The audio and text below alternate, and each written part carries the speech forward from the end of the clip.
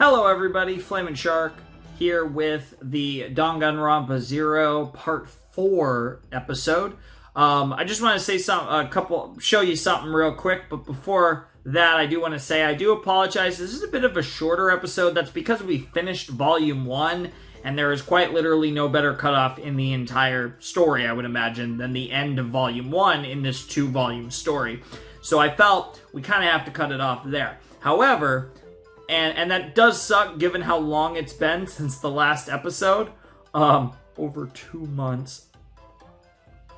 But the next episode will be on Wednesday. Like I said, this mob on Monday and Utena on Tuesday will reset the rotation, and then the rotation will be fixed. Because I've posted a few things out of order. It'll be reset, and then it will start again as well with Danganronpa on Wednesday. So the next Danganronpa will be on Wednesday, and I'll be recording that very soon. But I didn't want to finish this video. I've already recorded episode 4. It is done. That's why I know it's kind of short. It's going to be a sub 2-hour part. Yeah, I figured this would be something cool that you guys might want to see. That I thought would be pretty cool. Is I actually have the Japanese copies because they don't have English copies, but of Danganronpa Zero. I thought it'd be cool to show that off. A lot of times when I do reactions to like shows, I like to get the Blu-rays, usually after I do the show, but at some point, whether during or after, it's kind of like my way of being like both supporting the show, but it's also kind of memories because I can look over because I keep them over there. So I have a bunch of fucking figures and some other shit lying around, but I get to look over there and be like, oh, that's really cool. It's kind of like memories of my reactions, because it's pretty much mostly stuff that I've reacted to. Like, I have Avatar: The Last Airbender Steelbook, which isn't something I reacted to, but I also have the Korra Steelbook, so like, even then it kind of lines up. But this was one of those cases where obviously we were reading, I guess it'd be light novels here or whatever. So figured I'd pick them up. It's pretty cool. It's pretty cool to have them, even though I can't like read them because I don't read Japanese. It's still cool, and I figure it was just a kind of cool little thing that I could show you guys. I don't know why it's weird. Cool little thing that I could show you guys before the video, even though I've actually already recorded the video. I'm recording this after. And yeah, this is also, I think, the first time I've been on camera in a Danganronpa video, which is pretty funny. I do have some other stuff to show you guys Danganronpa related, but I will probably save that for when we get to the anime, because I know that a lot of people don't watch these videos, even among like the Danganronpa fans, because this is like one of the most niche things that I'm going to do. This and the If are probably the most niche things. And it's also me just reading a story, so I get why a lot of people don't want to watch that. But I figured I would show that off here where it's most appropriate, so yeah, kind of a cool little thing there. I have some, like I said, something, a little different Danganronpa related stuff that I can show down the line, probably when we do the anime reactions. But nonetheless, that's for another time. So, anyways, this is a rare appearance on camera for a Danganronpa video. Like I said, probably will be the only time until we get to the anime reactions, but we'll have to see. Nonetheless, hope you guys enjoy part 4 of Danganronpa Zero as we finish Volume 1 and we essentially get to the halfway point in Danganronpa Zero. Enjoy! Hello everybody, Flamin' Shark back with another video, and today we're going to be jumping in to part 4 of our read-along of Danganronpa Zero, and this video is so freaking overdue, it's ridiculous.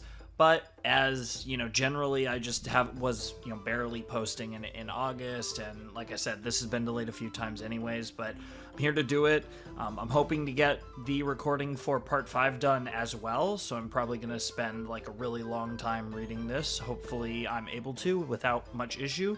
The plan, so this will be going up on Sunday, September 3rd, and the plan is for Wednesday to be another session of Danganronpa Zero as I kind of reset everything, because the rotation's out of whack. There was an early Invader Zim, early Chainsaw Man, so whatever, but the next couple days, we're going to be getting everything back in order, and then the rotation will be all back to normal with Danganronpa, the next Danganronpa session, which should go up 3 days from now on Wednesday. So that's the plan, and hopefully that works out as planned. So yeah, we're here for more Danganronpa. I'm not even going to lie, I had to like read back a lot of the story, because while I remembered the basics, I remembered like the characters like Matsuda and Ryoko and, you know, Kamishiro and all that. I had to like really kind of dive in deep because I think this is a really interesting story that I'm really enjoying. I want to properly dissect it, and so I felt that I needed a refresher because it's been way too freaking long since I've recorded this, which is unfortunate. So I'm hoping to obviously get through part 4, however long that ends up being, and then part 5. We're definitely finishing volume 1 at the latest in the next video, but I'd like to finish volume 1 in this video and then start volume 2 in the next video. So we'll see where it goes, but my plan, my soft plan is to, and I don't remember exactly how many more chapters we have, or even if I know, but I know we're 39% through this overall story, which means presumably, you know, another 10-11% probably gets us through this upcoming part. I'm kind of hoping that this part might be on the shorter side, and then depending on how long this is, potentially we get a longer part 5 as we start to dive into the second of the 2 volumes of Danganronpa 0. But I have no idea, and I don't really even... It's weird because I don't really think we're near a cutoff point unless Ryoko... Unless my theory's correct, which I think it is, right? Like, at this point, I'm like...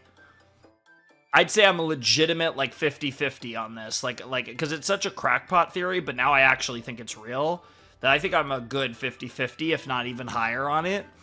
And obviously, you guys know what I'm talking about, involving Junko and Ryoko. Obviously, I've talked about it ad nauseum in the previous video. But I am curious what could be that cutoff, right? Because there's got to be the hook at the end of volume 1 that makes you want to continue and finish the story. So I'm assuming we're going to get like a really big cliffhanger or a really big moment in what will most likely be this video. So I am very excited for this. Like I said, I don't know how much I'll do with voices. Like, you know, if we get any Junko, I think I will try to do, you know, something of a Junko voice, because I really enjoy Junko because she's a goddess and it would be a lot of fun. But as far as the other characters, I don't think I'm going to put a lot of effort into the voice, because I do want to conserve my voice. And it's also one of those things where it can be a bit draining, especially when it's just, like, there's something about the... playing the game that, even though like all the voice acting, I say quote unquote voice acting, can be draining to my voice, there's just something really satisfying about playing the actual games. Whereas with the reading is like, the reading's enjoyable. Like, so if I would have finished the story a while, like ages ago, if I was reading it on my own. But something about the recording of the read-along, and then, you know, potentially doing voices as well, is quite draining. So, like I said, I'm probably not going to do much in the name of voices for this. Like I said, we'll see with the future stuff. Obviously, when I do the games, I'll try my best to do shitty voices and stuff. But whatever the case may be, I hope you guys don't mind too much that I'm probably going to mostly be reading this and reacting to this, and not so much voicing this. But I might do it occasionally if I feel like it. But I don't think I'm going to be doing much for Matsuda, and I don't think I'm going to try to do like a Ryoko and stuff like that. Anyways, let's jump into Chapter 13 of Danganronpa 0. So as you can see, on the screen I have the end of Chapter 12 and where it says Chapter 13 here, and I'm going to change the page. Okay. Hope's Peak Academy, East District, the courtyard. The lights from the surrounding facilities were long gone. Only the street lamps installed at fixed intervals made an effort to illuminate the darkness. In front of the clock tower on the edge of the courtyard stood a lone teenage girl. She squinted, looking at the tower before her. Interesting. So this could either be Junko, Ryoko, or a third character. My initial assumption is Junko, but it could be Ryoko for sure. Any moment now, she muttered quietly to herself. The girl was waiting for someone. When she first contacted the man, he coldly refused to meet her, insisting that it wasn't necessary. But when she'd brought up some sensitive information, she found him much more open to the suggestion. It wasn't hard, after all. She made her livelihood discovering people's secrets. Wait, is this? Wait a minute. Is this Kirigiri? Are we about to get Kyoko? She made her livelihood discovering people's secrets. Sounds like Kyoko to me. That sounds like an ultimate detective if I had to guess. And if she didn't know much about someone in particular, it was far better for her to meet them in person. The hunger for notoriety is a scary thing. I guess I wouldn't be crazy if Kyoko, played a role in this, because, Jin is, clearly, is kind of a semi-important character in this. At least has been mentioned a bit. And, you know, the beginning and stuff. Even when it seems impossible to attain, people are determined to reach greatness, and so she waited for a member of Hope's Peak Academy's steering committee. She needed to meet them, no matter the cost, and it needed to be face-to-face. There was a certain truth that the committee was earnestly trying to hide, a truth even her client, Hope's Peak Academy's headmaster, most likely did not know. Interesting. Her client is daddy, and they're probably, it's a strictly business dynamic, but they do have, you know, some degree of a common interest in this, in you know, keeping the school safe and shit like that. So it kind of makes sense, but obviously it's interesting to hear anything remotely associated with Jin and Kyoko working together, because this has got to be Kyoko, 100%. The only avenue of investigation was to question a committee member directly, one-on-one. She had reached this decision only a few short days after setting out on her investigation. Her formidable talent led her to it. Her name was Kyoko Kirigiri. I love to see it. That's awesome. She was a student in Hope's Peak Academy's 78th class and bore the title of Ultimate Detective. And right now, she was employed by Hope's Peak's headmaster to investigate a certain incident. He's late, she muttered, looking up at the clock tower once more. 5 minutes late. Is this the... I wonder if this is the one that got killed by Junko. That'd be interesting. And it's I guess we'll see. 5 minutes late. I should have told him to be strictly on time. She frowned, a crease appearing between her brows. But the moment she lowered her eyes from the clock, the crease disappeared. There was the figure of a man in the distance. The figure glanced around, seemingly on guard, then proceeded slowly toward where she was standing. Slowly, his features became clearer. He was an old man wearing a pitch-black suit and matching pitch-black necktie, as if he were on the way back from a funeral. His grizzled hair was unnaturally stiff with pomade? I actually have no idea what that word is, and seemed almost artificial. As the man neared, his face became clearer as well. His forehead was covered with deep wrinkles that seemed to be chiseled directly into his skull, and the sunken eyes below them glared at Kyoko with a disgusted expression. Of course, because he's probably feels like, how dare you summon me? Even though it's a weird dynamic, because the steering committee kind of worship talent, and so it's a weird dynamic all around with the entire power structure of Hope's Peak at every level. Whether with the students or the teachers. Everything about Hope's Peak is really strange. And I feel like as we're getting more details about the actual nature of Hope's Peak between, you know, the events of Danganronpa 2 and Danganronpa 0, it just gets weirder and weirder the more we find out. And it was weird as a premise, and yet somehow it manages to still be infinitely weirder than it is on the surface value. You know, the distance between the two narrowed, and finally, when there were only 3 meters or so separating them, the man stopped. Was it you who called me here?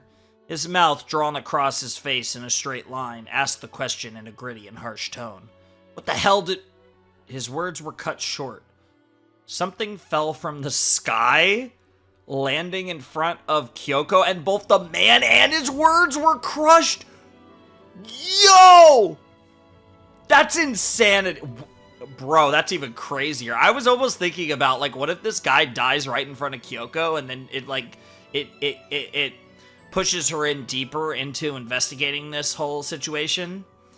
But I don't know. I kind of, I don't know. Like, I didn't actually think that was going to happen. I don't know.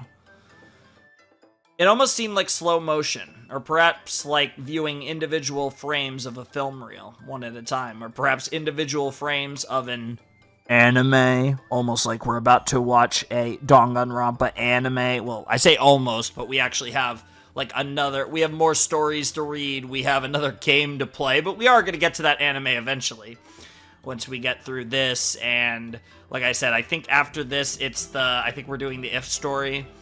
And then we have, what's it called? We have, Ultra Despair Girls before we have, the anime. But eventually we're gonna react to a Danganronpa anime. That'll be fun. I still have no idea whether to do that in English or Japanese, because I've heard that, like, the English is, like, really fucking funny and memes. And honestly, that might just be the way to go. I mean, obviously, if I watch it in Japanese, it'll probably come out more serious, and that's fine, too. I don't really know. I have no idea. I don't think... I haven't really, like, have a definitive decision on what language I'm going to react to the DR3 anime in. But anyways, the man's body... Oh, yeah, the school desk that came flying down from the sky hit the man directly on the head. The man's body twisted and collapsed from the impact, while the desk bounced back into the air in recoil. At that point, another desk came flying down from above and smashed into the fallen man's waist, bending his body backward like a trampled ragdoll. Then, yet another airborne desk fell and twisted his neck unnaturally upon impact. The man's face had no time to show surprise. It was stuck in the same expression as when he called out Kyoko. With the continuous falling desks, an enormous dust cloud was swept up, obscuring the man entirely. An overdue, intense crashing noise finally registered in Kyoko's ears. At the same moment, a desk came flying out from inside the dust cloud, missing her by mere inches. As it landed behind her, it briefly spun like a top. What? That sounds freaking insane, just to visualize that. This is wild. It was a freakish development. A development with no rhyme or reason. Yeah, I wonder who's responsible for that. A freakish development with no rhyme or reason that seems to not even be, that seems straight out of a fairy tale. Yeah, that sounds like a certain despair goddess to me. The man who moments ago stood in front of Kyoko had been crushed by a number of falling school desks as soon as he opened his mouth. It only took a few seconds at most. Kyoko's thought process was interrupted for a moment, but only for a moment. As the dust began to settle, she ran to the mountain of desks and began shifting them. There was already a deep red puddle next to the man, who was now buried beneath the rubble. Dark liquid seeped from his eyes, nose, and ears, as well as what felt like countless other places. Kyoko's mind quickly changed course. She turned her head to look above her. A vague silhouette stood atop the school building, slowly coming into the focus. It was a human figure, illuminated by moonlight from behind. The strange figure brandished something above its head, and then threw it. It was a pipe chair, and it was flying straight toward Kyoko. I mean, at the very least, like, that's the thing. We know Kyoko is safe. We obviously have no concerns about this character dying, given, you know, everything we've played up to this point. She ran into the building behind her, keeping as low to the ground as she could while another crashing noise came from behind. At that point, it didn't even matter to her whether she had made a target of herself or not. She was running solely to pursue a lead, in an adrenaline rush that erased any sense of danger from her mind. In no time at all, she reached the landing at the top floor and found the remains of a padlock in front of the door that led to the roof. This school should really consider buffing up security. Yeah, probably. She grasped the doorknob, feeling the faint cold of metal through her gloves. As she twisted it, the door opened easily and noiselessly. Immediately, the strong, cold night wind blew past her body. She took a single cautious step and scanned the roof, which was dimly illuminated by starlight. There was no one there. She walked around the rooftop, thoroughly checking the area near the door and every other place where a person could conceivably be hiding in the shadows. Nevertheless, she couldn't find anybody. Too late.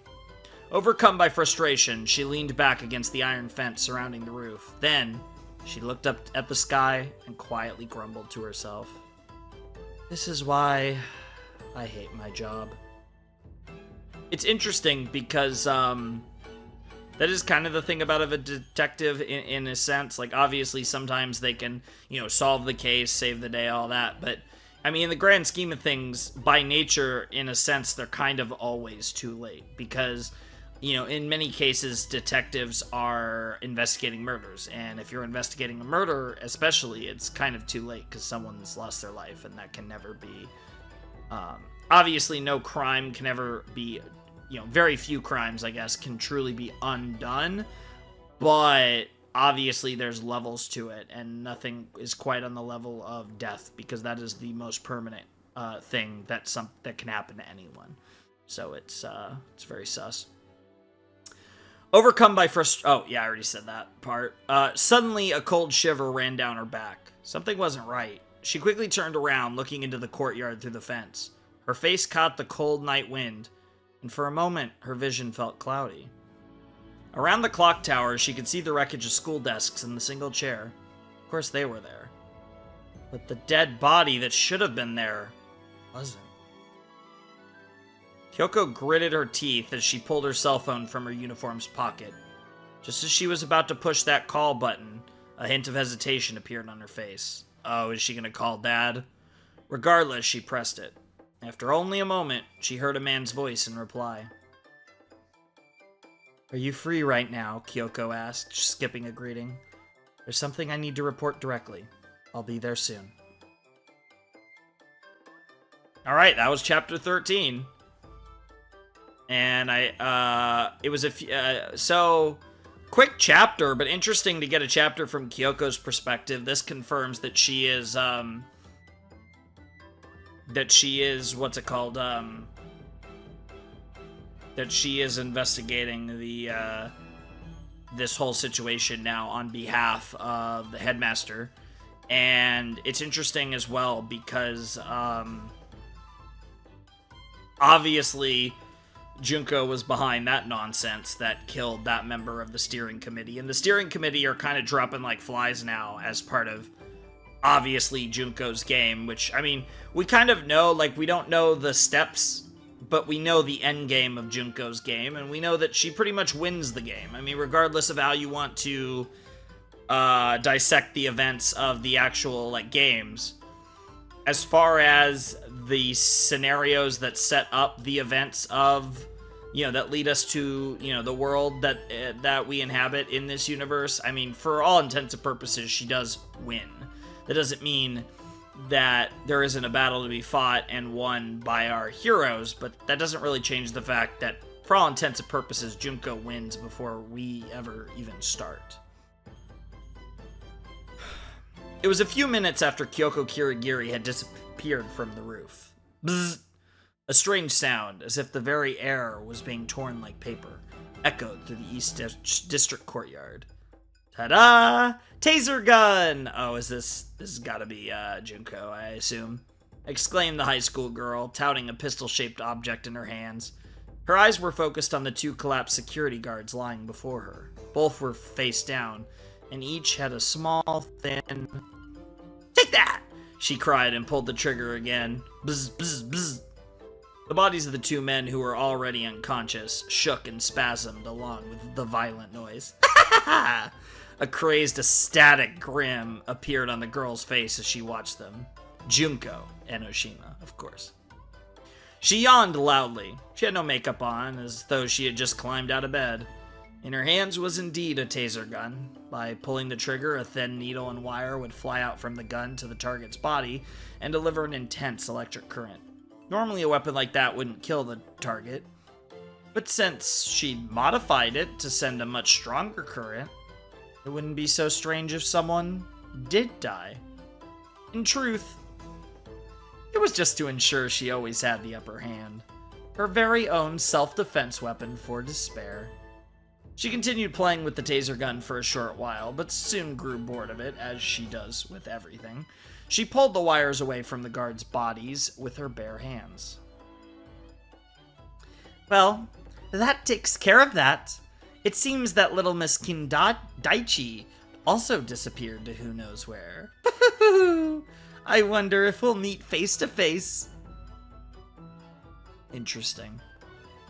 She let out a theatrical sigh of relief and walked majestically across the plaza and toward the clock tower. She made no attempt to hide herself at all. Quite the opposite, in fact. She exhibited a sense of presence that seemed to scream at people to look at her. It also had the sinister suggestion that, by doing so, they might end up dead. I mean, that sounds like Junko in a nutshell, to be honest. That said, I never expected Detective Et Conan. Okay. She's a gender-bending Detective Conan in her description of Kyoko. Detective Et Conan to stick her nose into my business. I mean, it's clearly the headmaster's fault for meddling, but my plans for this scenario didn't include her at all, so what am I to do? I mean, it is interesting to have her around, but it's also possible she'll get in the way of all my beautifully orchestrated... Hey, wait. She stopped abruptly, as if about to trip forward, and stared at the wreckage of school desks in front of her. The moment she saw it, the cruel smile that was plastered on her face melted.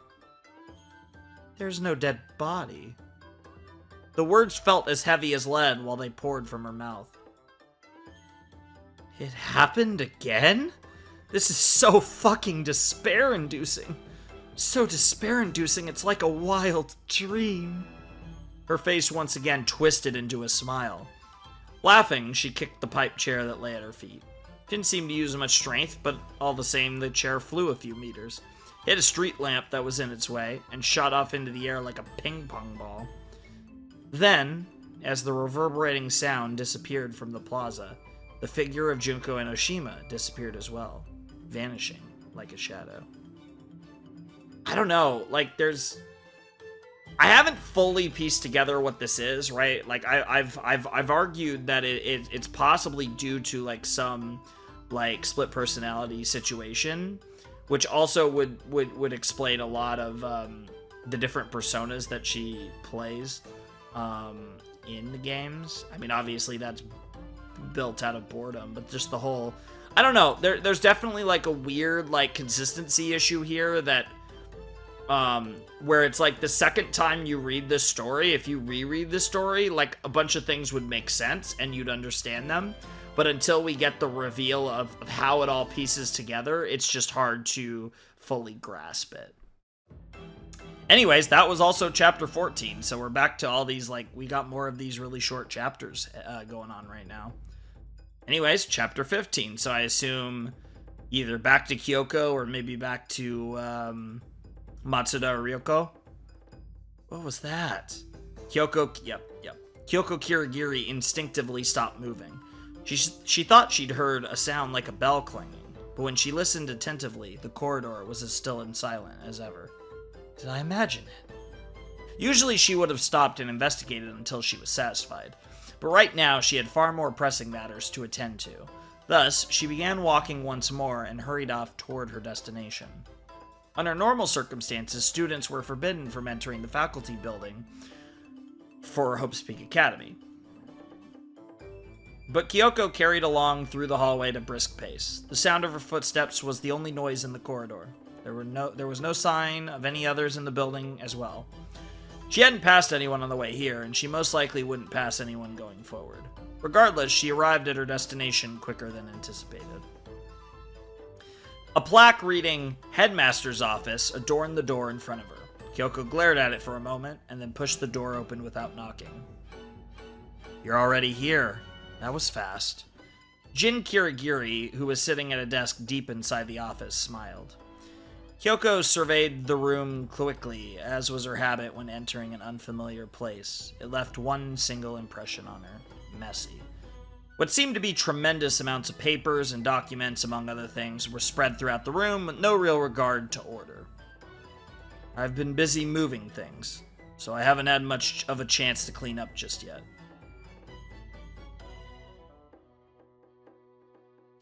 Kirigiri noted, scratching his head. Oh, yeah, I got confused for a second. I was like, Kirigiri, and then him. It confused me. I was like, oh, yeah.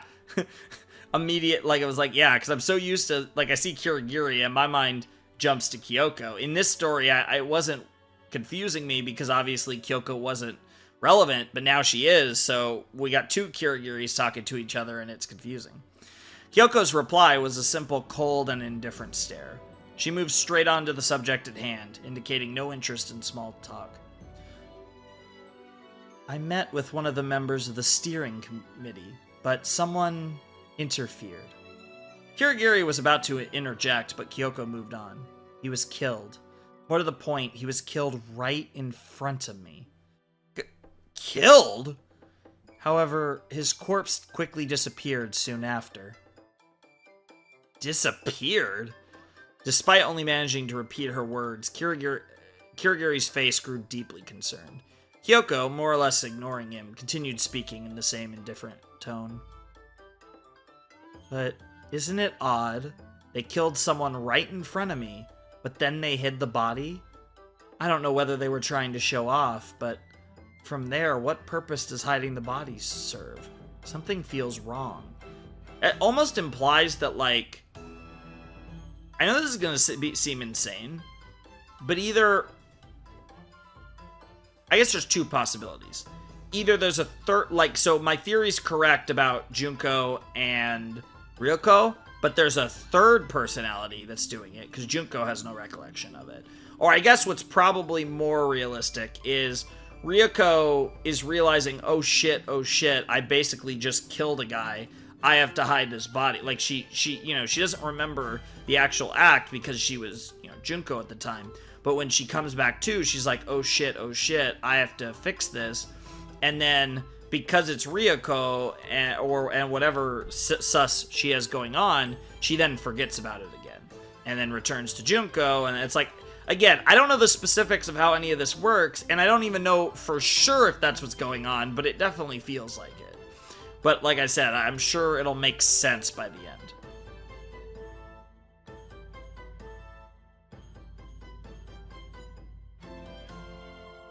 Kyoko seemed to be getting more and more passionate as she went on, not allowing Kirigiri the chance to interrupt.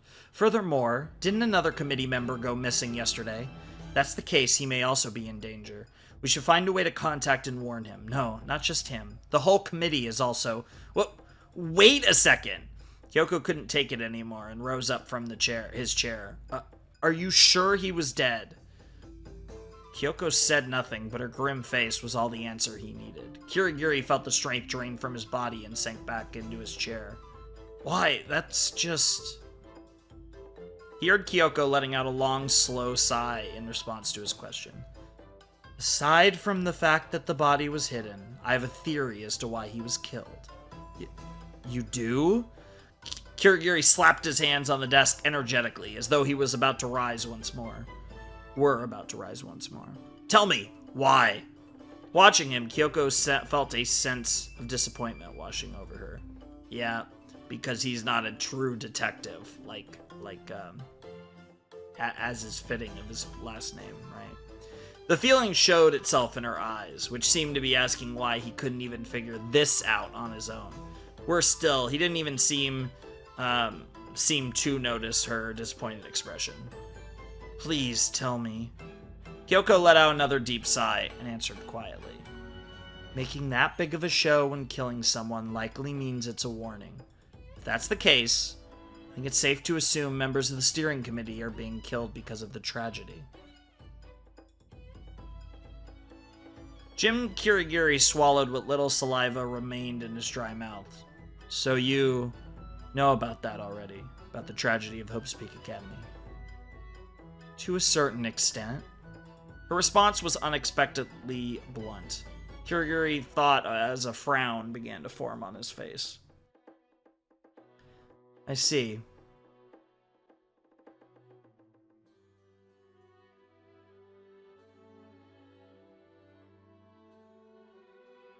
He slowly rose from his chair, blinking in an attempt to fully take in her words before asking another question. So in short, members of the steering committee are being killed because we chose to cover up the tragedy. No, there's more to it than that. Kyoko shook her head lightly. The steering committee hasn't just been covering up the existence of the incident. They've been hiding something else. Something important. I think that's why he was killed. Kirigiri took a moment to measure his response, replying with a thoughtful mutter. Perhaps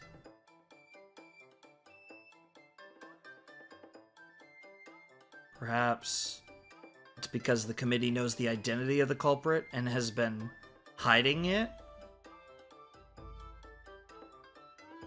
You know about that? For the first time since she entered the room, Kyoko's eyes met Kirigiri's.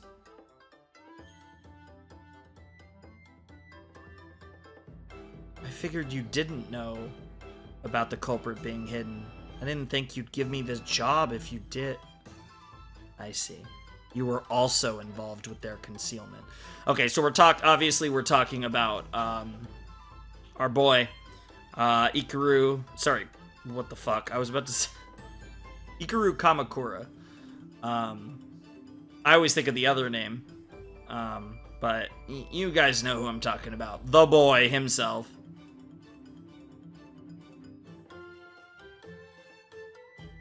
Her words carried a hint of anger. No, that's not it. Kirigiri quickly shook his head, defending himself. I was never told of any kind of plan to conceal the culprit. That's something the steering committee had decided by themselves. For that matter, they hadn't told me anything directly. I've been investigating things myself. Kyoko's frown grew deeper. You did your own investigation? That's not that strange, is it? Kirigiri gave a bitter smile. I've been doing all I can. I mean, I do have the blood of a detective family running through my... Stop it! Kyoko's voice rose into a shout. Kirigiri looked up in surprise and found her glaring at him. Yeah, this makes sense that this would be a trigger for Kyoko based on everything we know about her and the issues she has with her father. I mean, this is like directly kind of constituting that, so it makes a ton of sense that this would piss her off. She wasn't even trying to hide the anger boiling up inside her. It was reflected in her eyes that glared at Kirigiri. She wasn't simply angry at her employer or her school's headmaster. She was angry at her detested father. Don't you even dare say it like some kind of sick joke. And that's why... I'm sorry. He had no choice but to apologize. That was tasteless of me. He bowed his head deeply. Are we gonna get a picture of that? Oh no, but we are getting a picture of the two of them. Oh, it looks so weird, though, to see Kyoko in, like, that type of unit. Like, that just doesn't look right. Like, I mean, she looks good, because she always looks good, but it just doesn't look right to see her in, like, not her normal attire, but in, like the normal, like, uniform kind of situation. Cool to see a picture of her, though. His circumstances didn't matter. His own feelings didn't matter. From her point of view, he was simply a man who abandoned his family. That much was unquestionable. He didn't want to make any excuses. It's not like he could, anyway. But perhaps, at the very least, he could tell her his thoughts? No, he couldn't do that either.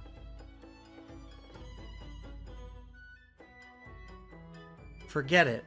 He lifted his head at the plain response. Kyoko, now leaning against a bookcase on the wall, seemed cool and collected once more.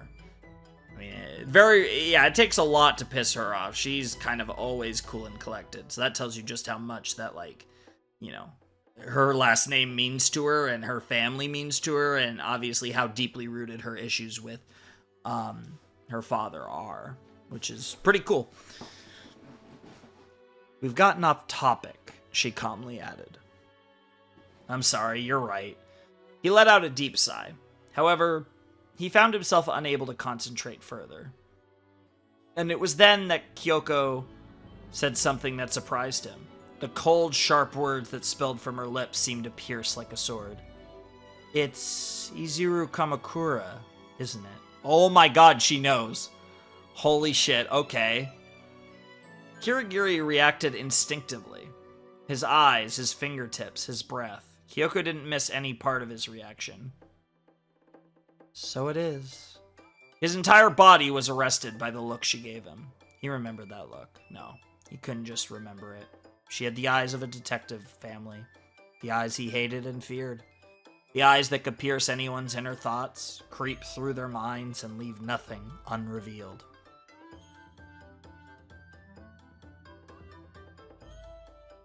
His own daughter glared at him with those intense, sharp eyes, and he felt his frown fade for just a moment. As expected from an heir to the Kirigiri family. Such outstanding talent. And that's, that feels like out of character for the moment, but maybe that's showing kind of the side of Jin who does believe in the kind of ideals of Hope's Peak. Because Jin feels like an idealist that truly believes in, like, Jin basically feels the same as, like Hajime, for example. I feel like Jin and Hajime are pretty similar in the sense that Jin believes that, like, he believes in the idealist concept of Hope's Peak Academy, and for various reasons he ended up in this position, and you know, and he has to face like some of the realities of it, even if he doesn't fully know how crazy the extent of it is.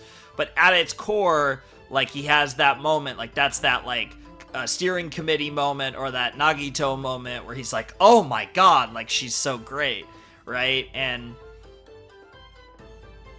the way that's framed, it very much emphasizes that that's not a moment where he's thinking, oh, my daughter's so talented. He's thinking, this girl is so talented, which are not the same thing either. Something funny? Kyoko inquired, eyeing him carefully.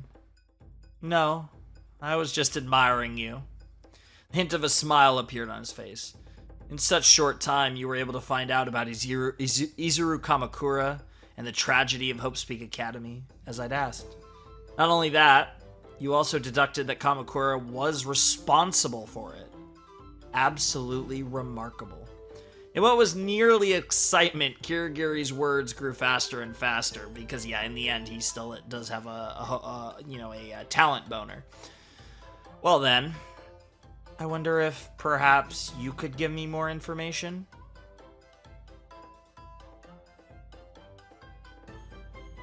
Who is Izuru Kamakura? It's strange, but by the name alone, I can't even narrow down whether they're a man or woman. Kirigiri shook his head without hesitation. I told you before, I can't tell you that. The smile disappeared from his face. I see. Fine then.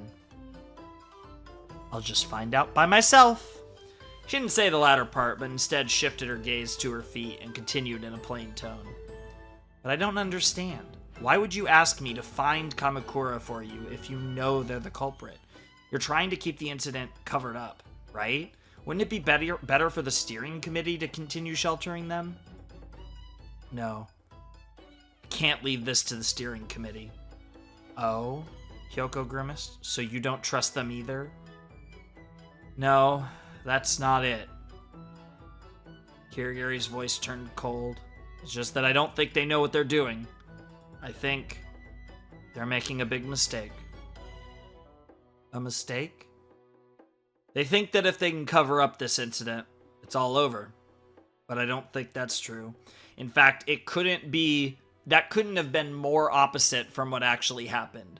The act of covering, like, as much of a tragedy as it is, what Izuru did, the act of covering up this, the circumstances behind Izuru's acts is literally the catalyst for the end of the world, or at least the catalyst for the actual devil to begin her perfectly laid out plans, as she beautifully laid out plans as she referred to them.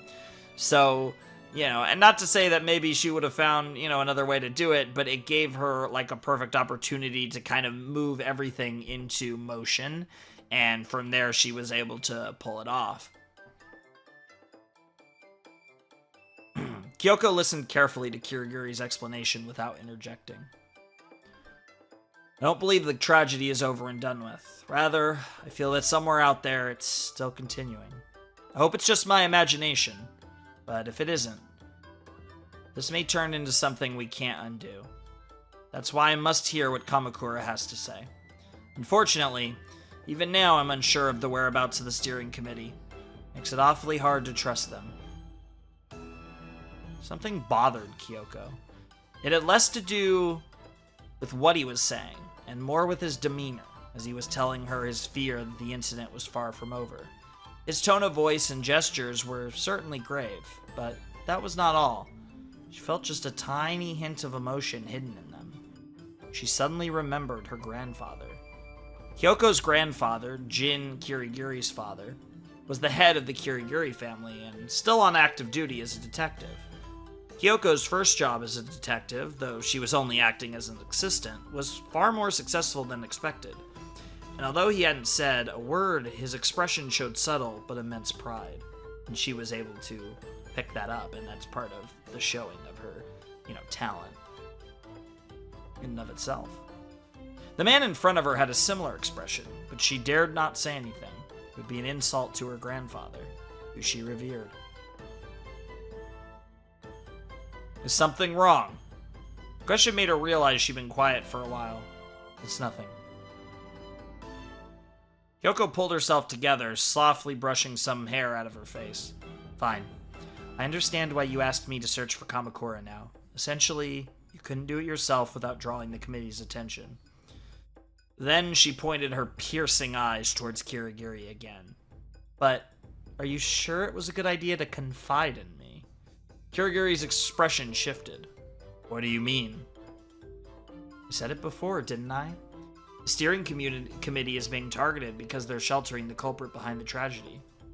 Which means the culprit of this incident is someone who is searching for Kamakura.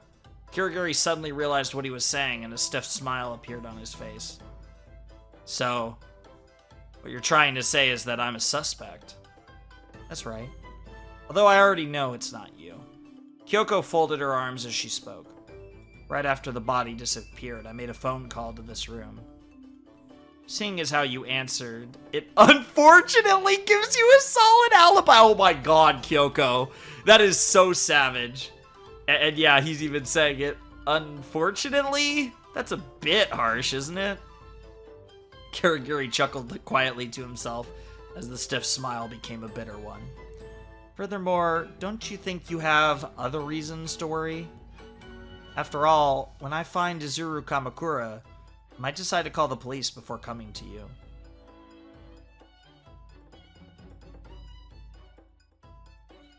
No, I'm not worried about that at all, Kirigiri answered, as if mocking the suggestion. To the police, the most important thing is the law. To a detective, though, the most important thing is the client. You see every case to the end, and that's what makes you the ultimate detective. That's a really good, line, because what it emphasizes is the fact that he doesn't, it is not even something that crossed his mind for a second, because he knows how much pride Kyoko takes in being a detective, and regardless of who her client is and how much she might despise him, that doesn't change the fact that she's never going to compromise her morals as a detective, and that's part of her, family legacy.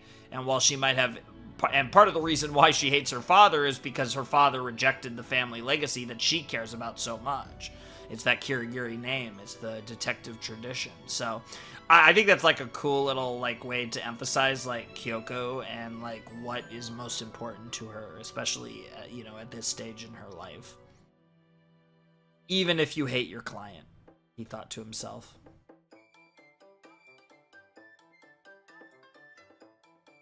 I wonder, why did you take the time to ask for me? So that I wouldn't come here to investigate on my own? You took it upon yourself to ask for my help directly? As Kyoko spoke, she could feel that her words were laced with emotion, and so she cursed herself. That's what my words implied. I apologize.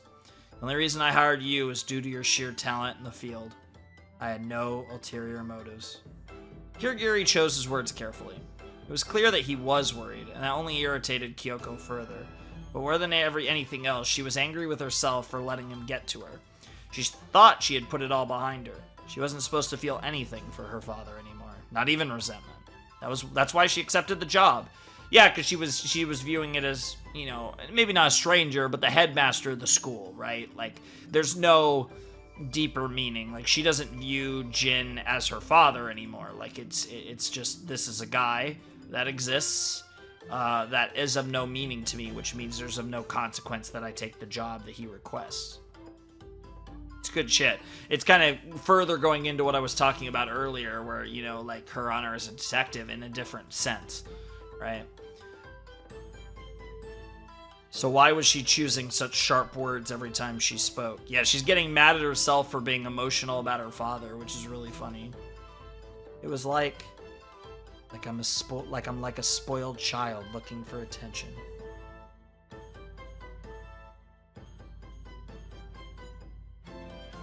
We're done. I've had enough of this idle chatter, she said in a strained voice, trying to shake away those thoughts. In any case, we cannot afford any more victims. I think it's a good idea for you to warn the rest of the committee members. Tell them if they continue to harbor Izuru Kamakura, it's likely more people are going to end up dead. Yes, of course. Their eyes met. They both knew the committee were unlikely to listen, but neither of them said it out loud. It would be useless to mention it. I'll be going now. Kyoko turned her back on Kirigiri without giving him another look. As she neared the door, he raised his voice unexpectedly. This job may be more dangerous than I thought. Kyoko stopped in her tracks. So? She asked, turning only her head. I'm a detective. Heir to the Kirigiri family. And that goes back to, again, she's gonna follow a case through to the end. She's not afraid of anything.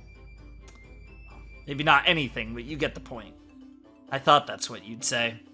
Kyoko sensed those words were leading her to another unwanted emotion, and so she began moving quickly to the door again. When she reached for the doorknob, her father spoke up once more. The reserve courses parade is growing more radical by the day. His voice was unusually tense. I feel the timing is too perfect. It can't be unrelated to that incident. I'm trying to say, be careful. He sounded like a father cautioning his daughter before she went out for the evening, which I guess technically is true. As the words left his mouth, Kyoko's expression softened. She remained silent, saying nothing more as she left the headmaster's office. After hearing the door close loudly, Kirigiri let out a deep sigh and leaned back into his chair. A smile lingered on his gloomy face. There really is one incredible talent she has. It's like a weird combination of him being a headmaster and him being a father. It's kind of creepy, actually. He whispered those words inside his heart, and the smile on his face grew wider. Upon leaving the headmaster's office, Kyoko coughed lightly before walking back through the corridor. His footsteps echoed, much the same as they did before. Remaining expressionless, she whispered something quietly. You didn't need to tell me. She heard her own voice as it gently faded, and then she herself vanished too, deep into the dark corridors, sorry. That was a great chapter. Oh my god, it's so cool to get a conversation between Kyoko and Jin in this. This is, I mean, I don't know if we'll get another one over the course of this, but we do know that both Jin and Kyoko are going to survive, assuming Danganronpa 0 doesn't go, like, way further into the tragedy, like the biggest, most awful event in human history than I expect it to. Like, I expect basically where we leave off in DR0 will be like all of the groundwork has been set up for what would be the tragedy as explained in, both DR1 and DR2.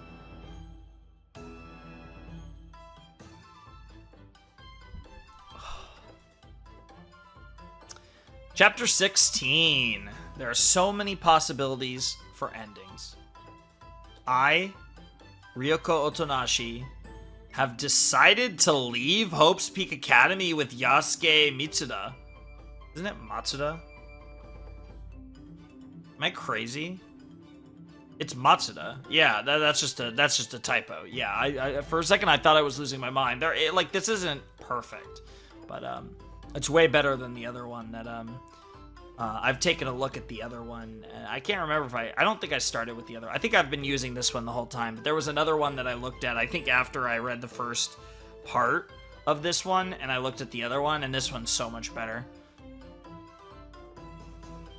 Interesting. So he's trying to get her away, I guess. Right now, or she's fantasizing about something that isn't going to happen. Right now, we are waiting for our flight at the airport lobby. Together, the two of us will board a plane and leave for the United States of America, the land of the free. Okay. I mean, that is one of our nicknames, I guess. I've finally realized what's important to me. I'm with Matsuda, who is my world. So I don't need to fuss over such trifling matters as Hope Speak Academy. I have no obligation to participate in this irrational story.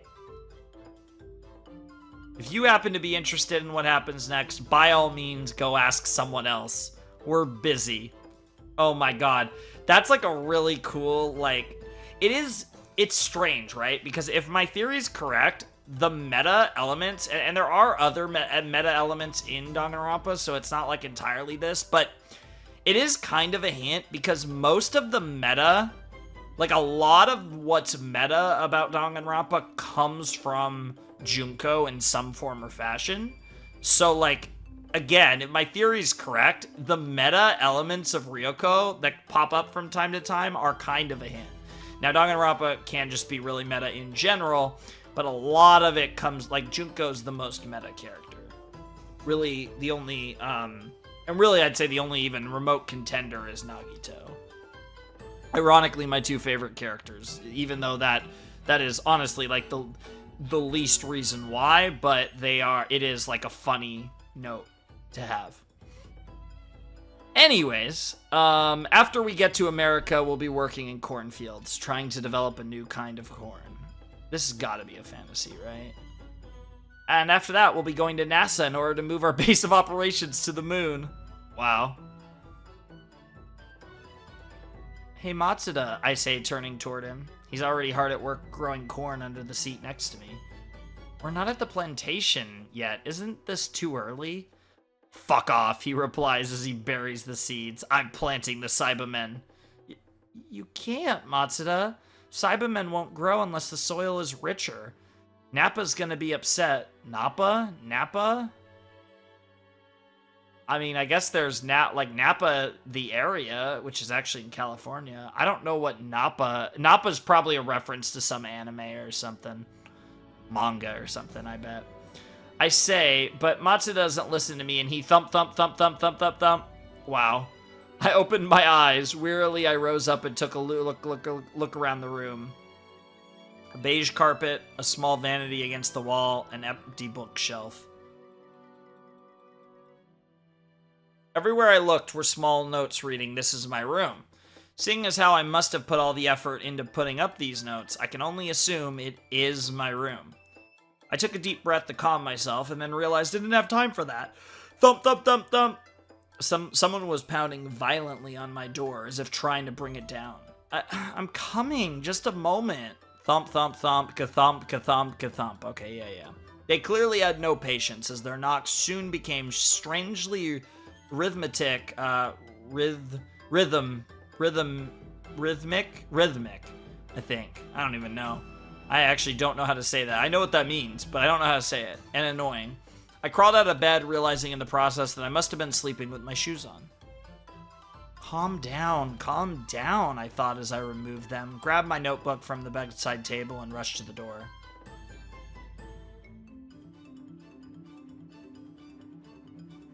Who is it? I unlocked the door and with caution opened it slightly. Yoo-hoo! A blonde girl with flashy makeup peeked vigorously through the gap. Is this, Junko? Ooh-ah! Shocked, I jumped back.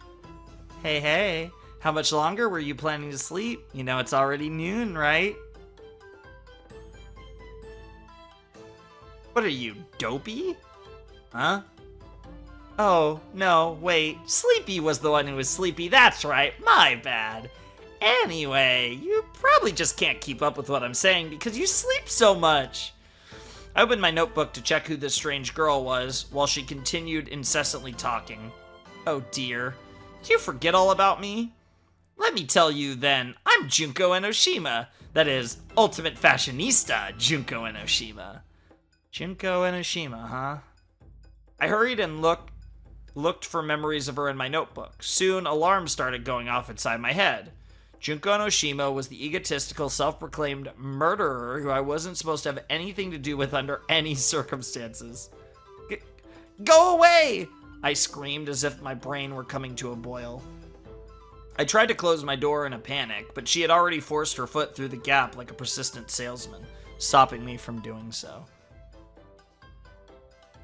It is so interesting, and of course this is a scene with just Junko and Ryoko and nobody else around, which is so interesting. And leans into what I've been saying. Hey, are you trying to run away? That kind of attitude's just gonna hurt my feelings, you know? I don't care, just go away. With all my strength, I tried to force the door shut, but it didn't budge. Ding dong! Oh my gosh, I totally got it. Didn't you say you thought I was crazy? Think I've got a few screws loose? You're thinking, I don't need you to tell me, right? I realized that a long time ago. Right. Well, have I got something that will blow your mind? She threw her hands out and widened her eyes, looking verifiably insane. What? You want to know? I mean, if you figure it all out, your mind will be totally blown. It's like she's from another planet. No, that's not it. I meant, what do you want from me? Well, if you really and truly insist, excuse me, coming in. She forced the door open with what seemed like the strength of 100 men and made her way into the room. Stop! As I tried to escape deeper into the room, Enoshima grabbed the collar of my shirt. Oh, the hot part is about to happen again, isn't it?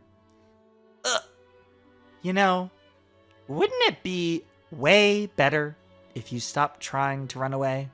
I mean, aren't I the grand thief who stole away your precious notebooks? Don't you hate me? Don't you just despise me? I don't care anymore. I don't need those old memories anymore. I don't remember them anyway. I struggled violently and somehow managed to shake her off before running to my bed as fast as I could. I pulled the blanket over my body and pleaded with her. Just leave me alone. Stop trying to get me involved. It has nothing to do with me. Then, I see. You're just fine being holed up in your itty-bitty world. I heard Enoshima's cold, indifferent voice through the blanket. But that would mean you're going to just let Yasuke Matsuda die. You're really okay with that? All at once, my sunken emotions bubbled up, flooding my chest. What did you say? What are you going to do to Matsuda? I tossed away the blanket in a hurry, and the girl crept close to me.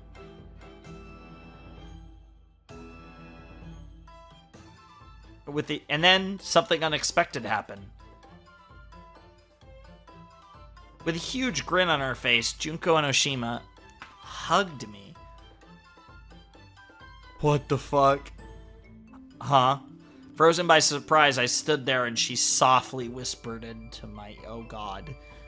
Junko Enoshima softly whispering into my ear sounds like one of the greatest worst things that could ever happen to someone. Yes, that's good. You should hate me so much. You'd want to kill me. The more you despise me, the more despair-inducing this story is going to become. And that would be perfect. I mean, meta for one, but also extra so if my theory, it's gotta be, right? Because the more despair-inducing this story, Junko is insane. Even when she's talking to, I think, herself. If anything, that makes her more insane. Oh, wait, let go of me. Hate me? Despise me? Fight me? Break out of that shell and let the real you run free. You're not as trapped in your own little world as you think. Let's give birth to a new you. It may hurt right now, but don't worry. You're still in the teething stage. Once you're done with that, the real you will be born, and we can rejoice. Desperate, I took a bite into Enoshima's ear. Ow, ow, ow!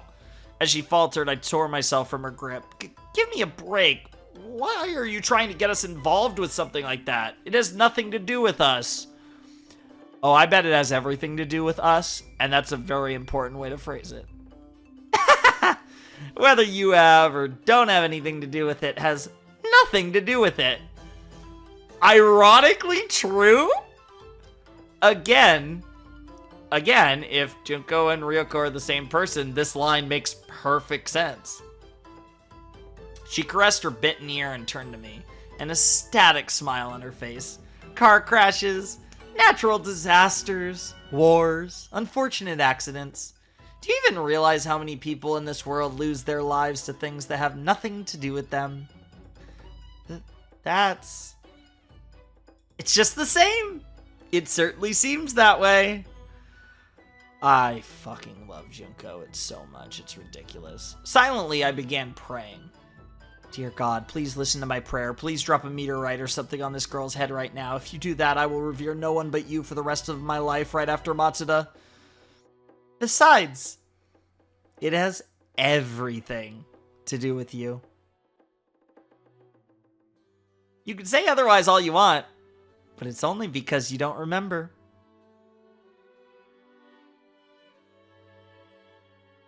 Huh? My prayer was instantly swallowed by intense bewilderment. What do you mean by that? It's obvious, isn't it? Enoshima lowered her voice and spoke in a commanding tone. The tragedy of Hope's Peak Academy.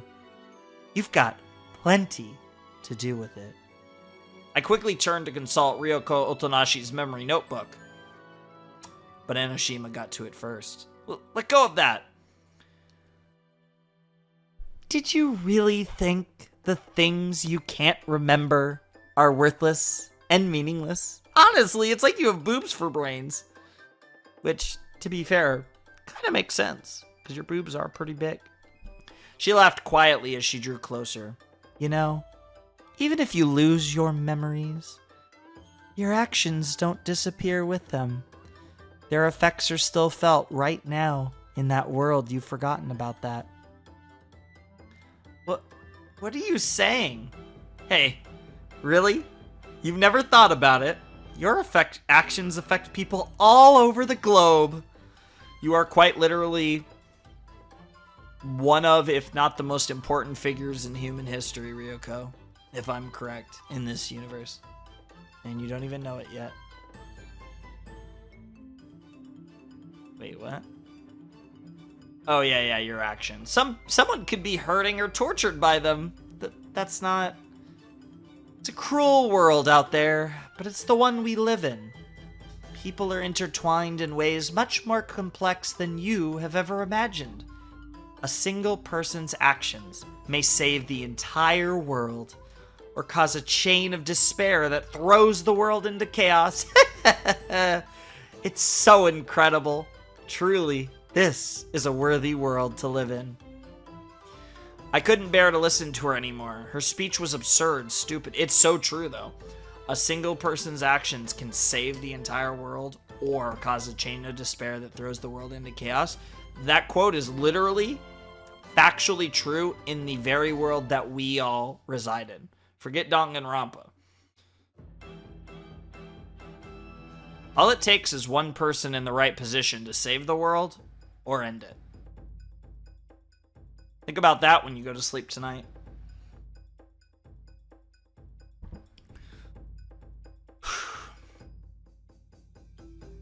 There was something there. A shameful thought. Somewhere deep inside my heart, I found myself agreeing with her words. Oh, that's so good. The way they're teasing this is so good. I'm so curious. And it's unfortunate because there's probably very few like blind readings of this story on YouTube, but I'm very curious down the line to like kind of look into it. And I'm very curious how many people have like read this story. And again, you guys can't say one way or the other until presumably the end or whenever we get a reveal, or the end, I guess, if it isn't the case or whatever, right? But assuming I'm right, I'm actually really curious how many people reading the story figured it out, right? Or if even if I'm wrong, like I'm curious how many people, like if this is an incorrect theory, I'm really curious how many people came up with this theory.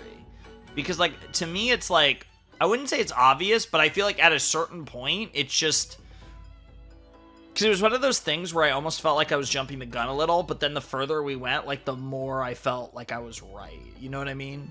So it's like really interesting, and I'm curious if like a lot of people come up with this theory. And obviously this is dependent on whether this is right or wrong in the first place, but I'm curious like how many people like figure this out and when they figure it out. But obviously you guys can't tell me at all about your own personal experiences because I still don't know if it's actually the case. So obviously you can't tell me either until it gets revealed in the story or literally the end of the story or whatever, right?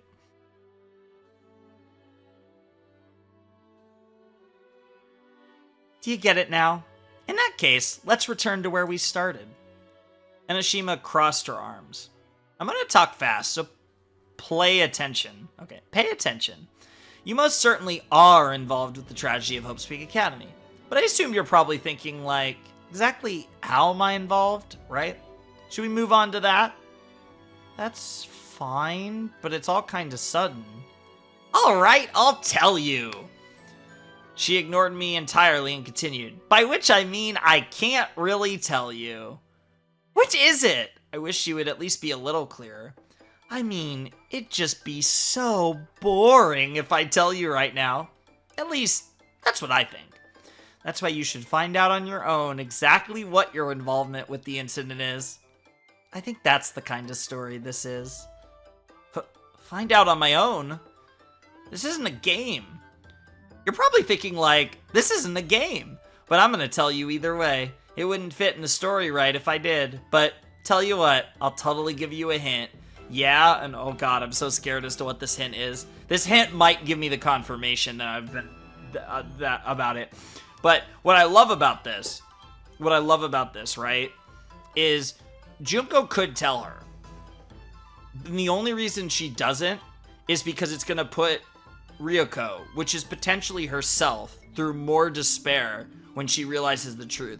But also the whole thing where she can like predict what people are gonna say, like predict reactions. That, like I said, that character trait of Junko again makes so much sense when you consider Ryoko's talent, which obviously, at least I would imagine, somewhat translates to Junko. I don't know exactly how that works, but it does. Like a lot of Junko's stuff, like a lot of her character and like why she's so smart and like so much of who Junko is, a lot of it adds up with Ryoko's talent as much as it adds up with Junko's and obviously being the ultimate despair and all that.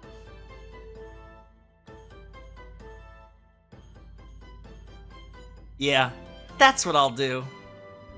It's that kind of story.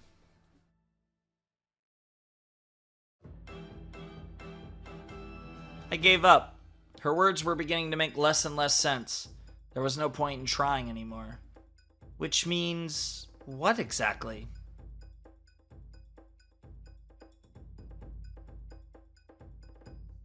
I said I'm gonna give you a hint.